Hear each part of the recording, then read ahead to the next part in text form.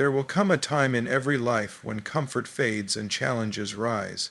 It's in those moments, when the world feels uncertain and the path ahead seems unclear, that our true strength is revealed. We often think strength means standing tall when everything is going right, but that's not the truth. Real strength is forged in the moments when everything falls apart and you still choose to move forward. It's when you get knocked down and decide to rise again, not because it's easy, but because you refuse to let the struggle define you. That's the kind of strength that changes people, and it's the kind of strength that changes nations. Adversity has a way of showing us who we really are. When life tests you, when you lose, when you fail, when you're told you're not enough, that's when your character is built. Comfort may keep you safe, but it rarely helps you grow. Growth happens in the fire of challenge, in the quiet moments when you doubt yourself but keep going anyway. The truth is, comfort breeds complacency, adversity breeds greatness. The most powerful people you've ever heard of didn't find their strength in comfort. They found it in struggle and rejection and long nights of uncertainty. They found it when everything told them to quit, but they refused. Each challenge you face is not a sign of weakness. It's an invitation to rise. Every obstacle is an opportunity to prove to yourself that you can endure, that you can adapt, that you can become more than you were yesterday. That's what true strength is. It's not about being unbreakable. It's about learning that even when you break, you can rebuild yourself stronger. That's the kind of strength that lasts. It doesn't come from money, status, or luck. It comes from resilience. It comes from the quiet decision to believe in something greater than your pain. So when life challenges you, and it will remember this, adversity is not your enemy, it is your teacher. It will test your patience, it will test your faith, but it will also show you the power that's been inside you all along. Don't run from it, don't hide from it.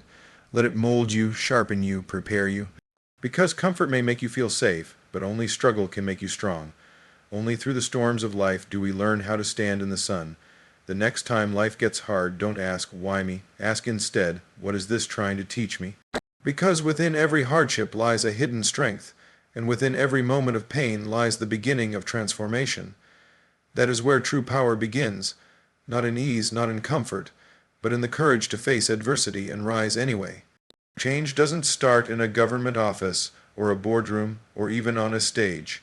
It starts in the quiet decision of one person who decides, I will no longer wait for someone else to fix what I can change myself. That's where transformation begins. Too often, we wait for the perfect moment, the perfect leader, the perfect opportunity. We wait for approval, for permission, for someone to tell us it's our turn. But life doesn't work that way. The truth is, the world moves forward because ordinary people make extraordinary choices. People who don't wait to be told what to do, but act on what they know is right. When Barack Obama spoke about change, he wasn't talking about something abstract or distant. He was talking about the power of responsibility, about the courage it takes to stand up and say, this is my time, and I have a role to play. Responsibility is the foundation of every movement, every success, every dream that became real. Because when you take responsibility, you take control of your story. You stop blaming circumstances and you start building solutions. You stop waiting for someone to give you a chance and you create one for yourself. It's easy to look around and say, someone should do something about this. But the people who truly change the world are the ones who realize that they are someone. The power to make a difference has never belonged only to those with titles or wealth. It belongs to those who care enough to act.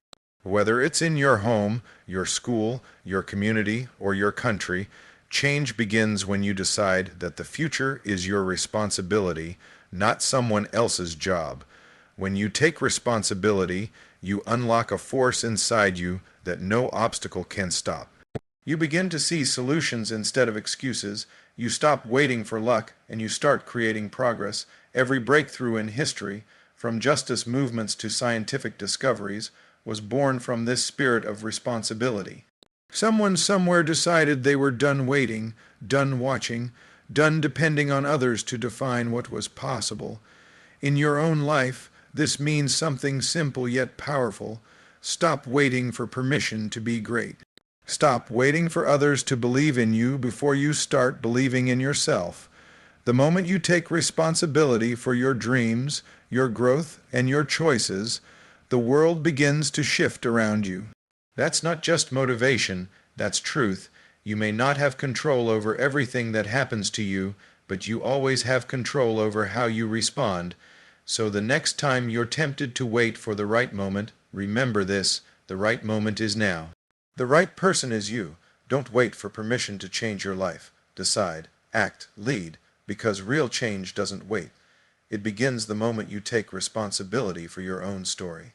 In a world full of noise, arguments, and division, it's easy to believe that unity means sameness, that to stand together we must think, act, and feel the same way. But that has never been true unity. Real unity is not about agreement, it's about commitment. It's about believing in something greater than ourselves, something that connects us beyond our differences. Barack Obama often spoke of this, reminding us that what binds us together is far more powerful than what divides us. We may come from different places, carry different stories, and hold different opinions, but we all share one human truth. We want to be seen, we want to be heard, and we want to build a life that matters. Unity begins when we learn to see the humanity in one another. It begins when we stop asking who's right and start asking what's right. It takes courage to listen to someone you disagree with. It takes humility to admit that another person's truth can exist alongside your own. But that is how progress happens. The greatest movements in history, the ones that lifted nations and healed generations, were built not on perfect harmony, but on shared purpose. They were built by people who believed that together, even in disagreement, they could move mountains. When we allow division to define us, we shrink the future. When we build bridges instead of walls, we expand it. Unity does not mean giving up your beliefs. It means finding the strength to stand beside those who see the world differently and still say, "We are in this together." Because the truth is, no one builds anything lasting alone. Every achievement, every victory, every step forward has come from people working together, guided by the belief that collective effort can shape a brighter tomorrow. You can see this lesson in every aspect of life in families that hold each other through hardship, in teams that win because they trust one another, in communities that rise from tragedy with compassion instead of hate. Unity is not the absence of conflict, it's the presence of purpose. It's when you realize that our differences aren't barriers, they're the colors that make humanity beautiful.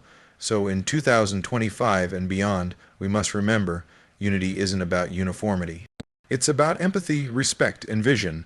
It's about realizing that the world becomes better when we lift others, not when we stand above them. You don't need to agree with everyone to walk beside them. You just need to share the belief that the world can be better and that we all have a part to play in making it so. Unity is not an easy path, but it is the only path that leads to peace, to progress, to purpose. When we choose to see beyond ourselves and believe in something greater, we don't just change our communities, we change the world. Hope has never been about wishful thinking. It has never been about sitting back and waiting for things to change on their own. Hope, at its core, is a decision, a daily choice to believe that your actions, your words, and your courage can make a difference, even when the odds are against you. Barack Obama often reminded us that hope is not a strategy, it is a discipline. It's something you choose to carry when everything around you tells you to give up. Each morning you wake up, you have two choices: to let fear shape your day or to let hope guide it. Hope is not passive, it moves you. It challenges you to do better, to be better, and to see possibility where others see dead ends. The people who change the world don't do it because they're certain of success. They do it because they choose hope in the face of uncertainty. When the path is dark and the way forward seems unclear, hope becomes your compass. It doesn't remove the struggle, it gives meaning to the struggle, but choosing hope is not easy. It requires effort, patience, and faith. There will be moments when it feels naive to believe, when life's disappointments make you question your purpose. Yet it is in those moments, when everything in you wants to stop trying, that hope proves its power. Hope is what makes you get up again after failure, Hope is what reminds you that even small steps matter, and hope is what keeps you grounded when success finally comes, reminding you that it was never just about you, it was about something greater. Think about the times when progress seemed impossible. Civil rights, equality, justice, innovation. None of it happened overnight. It happened because people refused to let hopelessness have the last word. They made the decision every single day to keep pushing forward, to keep believing that tomorrow could be better if they worked for it. Hope didn't sit on the sidelines. It marched, it built, it led. In your own life, hope must take that same form. It must live in your actions, not just your words. It's not enough to want change. You must embody it. You must show up, work hard, and believe that your efforts matter, even when no one is watching. That's what makes hope powerful. It turns ordinary moments into opportunities for progress. So remember this: hope is not fragile. It is not foolish. It is the foundation of every dream that has ever come true. Every time you choose to hope, when you choose light over darkness, faith over fear, you are shaping the future. And when enough people make that same decision, the world changes. Not because hope is a plan, but because hope is the spark that makes every plan worth fighting for. True leadership isn't about having the loudest voice in the room. It's about being willing to listen, to really listen to the voices around you. Barack Obama often reminded us that leadership begins not with speaking, but with understanding. Because before you can guide people, you must know where they are, what they feel, and what they need. The greatest leaders aren't those who command attention with their words. They're those who earn trust through their silence, through their ability to listen with empathy and respect. Listening is a skill that requires humility. It demands that you set aside your ego, your assumptions, and your need to always be right. When you listen, you open yourself to learning. You begin to see that every person carries a story, and every story carries wisdom. Obama's leadership was built on this foundation. He didn't just hear what people said, he paid attention to what they meant. Whether he was speaking to world leaders or students, he made people feel seen. And that is the heart of leadership, making others feel that their voice matters. In a world that rewards noise, listening becomes a quiet act of courage.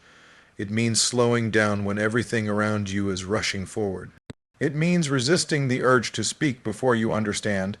Leaders who fail to listen eventually lose touch with the people they serve. They lead from distance, not connection. But those who listen build bridges between ideas, between generations, between differences that seem impossible to overcome. Listening turns division into dialogue, and dialogue into progress. Think about the times when you felt truly understood by someone. It changes the way you see yourself and the way you see them. That's the power of being heard. And as a leader, you have the power to give that to others. When you take the time to listen, you build trust that no title or position can replace. It's what inspires loyalty, teamwork, and real change. People don't follow leaders because they talk well. They follow them because they care well. Listening also teaches patience. You begin to realize that not every answer will come right away. Sometimes leadership means holding space for uncertainty, allowing ideas to grow, and giving others the chance to find their voice. The best solutions often emerge from the quiet moments, when you stop talking long enough to hear the truth that was waiting all along. So the next time you're tempted to speak first, pause, ask questions, seek to understand before you respond, because leadership isn't about being the smartest person in the room, it's about helping everyone in the room feel that they belong there. When you lead with listening, your words, when they finally come, carry more weight, more purpose, and more truth. That's the kind of leadership Barack Obama modeled. It's leadership built not on power, but on empathy. Not on control, but on connection. And that is where true influence begins, with listening, not speaking. Progress has never been about being perfect. It has always been about refusing to give up when things get hard. Barack Obama's life and leadership remind us that persistent, steady, consistent effort is what builds real change. Perfection is an illusion that often stops people before they even begin. But persistence, that quiet and powerful force, is what carries us forward when the path feels uncertain and the results aren't immediate. Too many people wait for the perfect time, the perfect plan, or the perfect conditions before they take the first step. But as Obama often said, there is no perfect time, there's only now. Change begins when you start, even if your voice trembles, even if your path isn't clear. Every great movement in history began with imperfect people doing their best in imperfect circumstances. They stumbled, they failed, they got back up, and that's what made them unstoppable. Persistence isn't glamorous. It doesn't always come with applause or recognition. Sometimes it means working hard in silence, making sacrifices no one notices, and believing in yourself when no one else does. But persistence shapes character, it teaches resilience, it gives you strength you never knew you had, and when you keep going despite setbacks, you discover something powerful. You are capable of more than you imagine. Obama's journey reflects this truth. From community organizing on the south side of Chicago to running for president, he faced moments when success seemed far away, but he didn't let doubt or failure define him. He understood that progress is built step by step, speech by speech, and choice by choice. When things went wrong, he didn't chase perfection. He adjusted, learned, and moved forward. That's the mark of real leadership, the ability to evolve without losing direction. The pursuit of perfection often leads to frustration. It tells you that if you can't do everything right, it's not worth doing at all. But persistence whispers something different. It says, keep going. It reminds you that small wins matter. Each step forward, no matter how small, creates momentum, and over time, that momentum becomes transformation. The world doesn't need perfect leaders, it needs persistent ones. People who wake up every day and choose to try again. People who don't run from mistakes but learn from them. That's how progress happens, in classrooms, in communities, in countries. Each effort builds on the last, and slowly, the impossible becomes possible. When you focus on progress over perfection, you free yourself from fear. You stop waiting for everything to be just right and start creating the right conditions through action. That's what Barack Obama taught through his words and his example, that greatness isn't measured by how flawless you are, but by how faithful you are to your purpose. So keep going, even when it's hard, even when you fall short. Because perfection fades, but persistence leaves a legacy. The people who change the world aren't those who never fail, they're the ones who never stop trying. There comes a time in every generation when the light of faith seems to dim, when uncertainty clouds our path, and it feels easier to surrender than to stand firm. But Barack Obama's words and example remind us that the future does not belong to those who quit when things get tough. It belongs to those who keep faith alive even when the world seems to have lost it. Faith is not blind optimism, it's not ignoring the struggles around us, it's the quiet belief that through courage, compassion, and perseverance tomorrow can be better than today. Obama often spoke about hope, not as a slogan, but as a lifeline. Hope, he said, is the belief that something better awaits us if we're willing to work for it. When you hold on to faith in difficult times, you are doing something powerful. You're planting seeds for a future that others may not yet see. You're daring to believe in the possibility of progress when the odds seem impossible.